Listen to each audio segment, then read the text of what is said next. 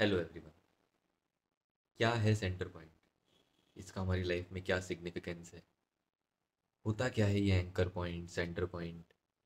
या फिर इसको फाइंड करना क्यों ज़रूरी है, या क्या बेनिफिट्स हैं इसके? ये सब हम देखेंगे इस वीडियो में। This will be a slightly different video from the past videos, but we will try to understand the concept behind it, the need or the importance of finding your anchor point, your center point in this video. I am Dr. Ashish Yadav. I have completed my MBBS and pursuing my residency in psychiatry, and I am a certified yoga teacher. Let's start this video. सबसे पहले ये देख लेते हैं what is this centre point, या फिर ये anchor point क्या है। What is the meaning of all this? ये जानते हैं हम, या ये समझते हैं कि हम सब लोग एक से ज़्यादा कैरेक्टर्स प्ले कर रहे हैं अपनी लाइफ में। Some are playing more than two, more than three characters. वो घर पे जाते हैं, they play character of a brother, a sister, or a father. They go to office or some job. They play the character of an employee or maybe a CEO. They go to some other place and play different character.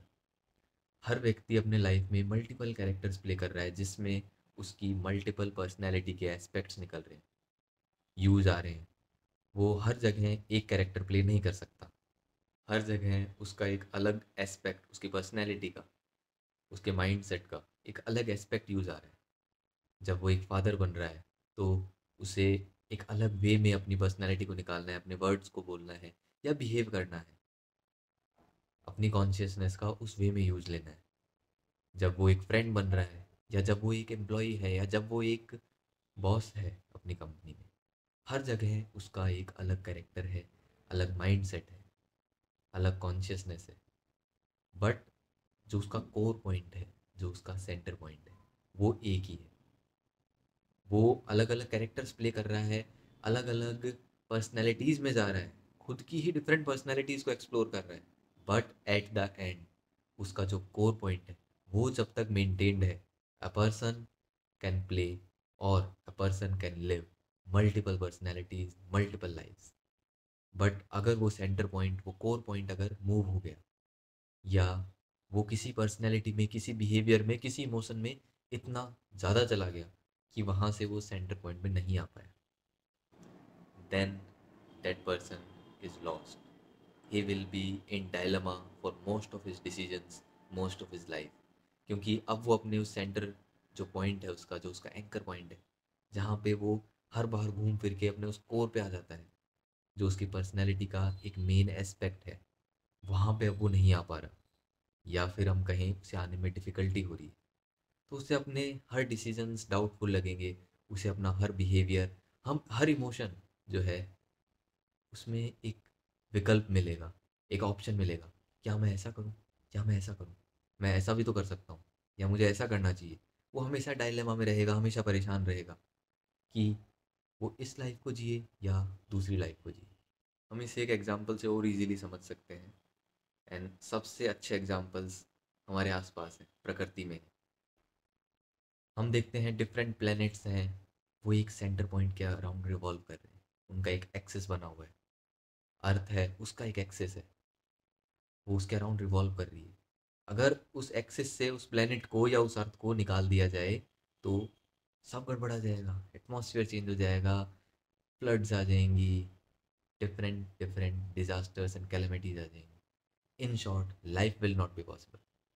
तो उसी तरह हमारा भी एक centre point है जिसके around हम revolve करते हैं। हम कह सकते हैं कि मैं एक ऐसा पर्सन हूँ, मैं एक वैसा पर्सन हूँ, बट कोर पॉइंट पे आप एक ही टाइप के पर्सन हो। उस एंकर पॉइंट पे, उस सेंटर पॉइंट पे जब तक आप वापस आ सकते हो, तब तक your life will be easy. आपको बार बार ये नहीं सोचना पड़ेगा कि मैं क्या करूँ इस सिचुएशन में, या मुझे क्या करना चाहिए। विल नॉट बी हेल्पलेस और होपलेस। आप उससे इजीली निकल पाएंगे।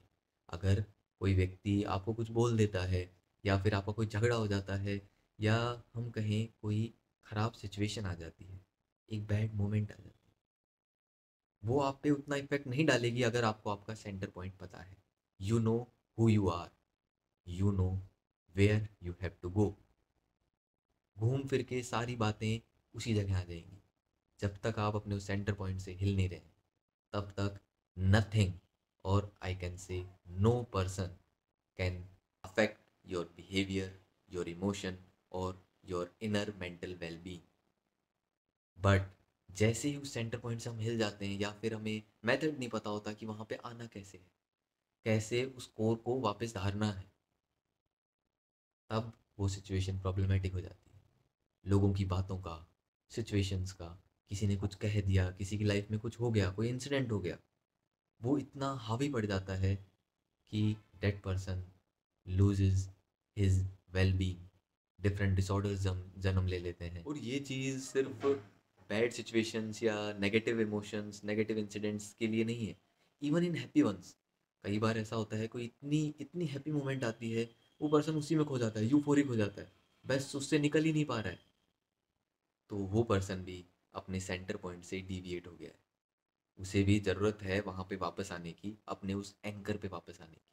अभी हमने ये देख लिया कि आपका जो कोर है वो क्या इम्पोर्टेंस प्ले करता है आपकी लाइफ में, ये हमने देखा।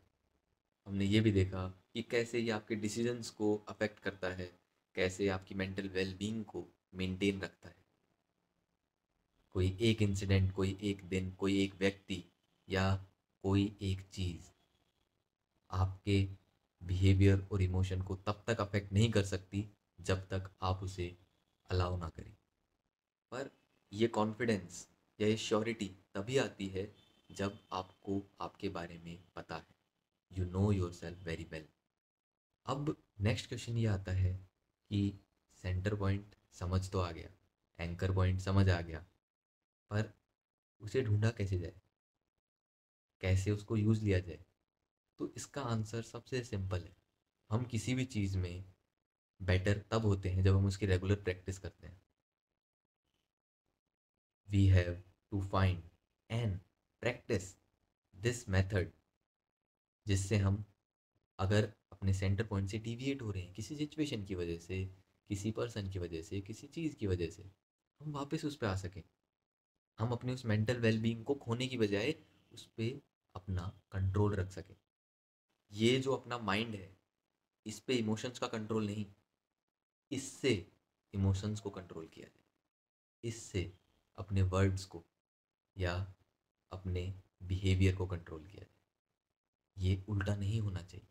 पर कैसे, कैसे हम अपना सेंटर पॉइंट ढूंढें, कैसे उस पर आने की प्रैक्टिस करें बार बार, क्या है वो मेथड, या कैसे हम लोगों की बातों से कम अफेक्ट हों, सिचुएशन जो है वो हम पे हावी ना हो, हमें जो डिफरेंट इमोशंस आते हैं जो ओवरवेलमिंग होते हैं, जिनसे हम फ्री नहीं हो पा रहे होते, कई बार इम्पल्सिव डिसीजंस ले लेते हैं, कई बार रिएक्शंस दे देते हैं ऐसे जिनको बाद में हम रिग्रेट करते हैं। अभी हमने कंसेप्ट समझा कि क्या है सेंटर पॉइंट, उसका यूज़ समझा, इंपॉर्टेंस समझी।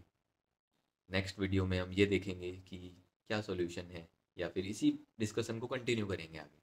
इसके बारे में मैं कुछ वेज बताऊंगा जो मेडिकल साइंसेज में दिया हुआ है, योगिक साइंसेज में बताया हुआ है। Till then, take care. My name is doctor Ashish.